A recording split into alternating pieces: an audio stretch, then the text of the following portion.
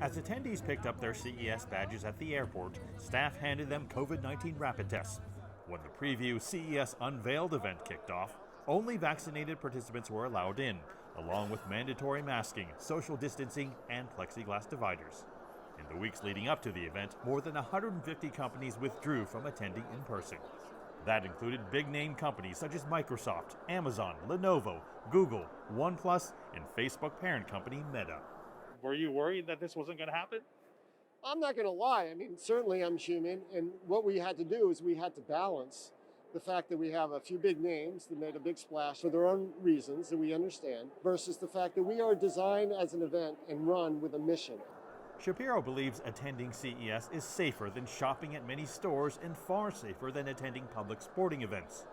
And what we heard from so many exhibitors is, please go forward with this event. It's so important for us. It's important to get our message out. And that's what's exciting, is that innovation is solving fundamental problems in the world. That includes companies taking on the very problem that threatens CES itself. I can take out my mask because in crisis there's also innovation. It's called the LOD, the light of disinfection.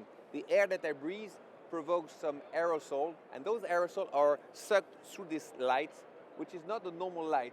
And inside a tunnel of disinfection with UVC that disinfects the COVID-19 variant Alpha, Delta, and Omicron, but also the other viruses like the flu or the gastroenteritis. And one of the health tech companies that made the journey to CES is from France, Barracuda. They created the smart mirror called Artemis.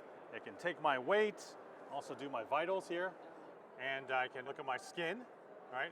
Have a skin coach, or it can actually help me with a makeover. If you can see a movie about the mirror, it's really different from testing it for real. But also for pure business relationships, it does not have the same feeling as doing another Zoom call. So it's really changing, and this is a platform, so it's all about working with other startups, working with other technology. So for us to be able to be part of this ecosystem is very important.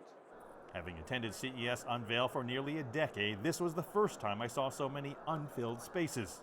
Still, more than 2,200 companies are signed up to exhibit at CES this week, determined not to let the pandemic halt the progress of technical innovation.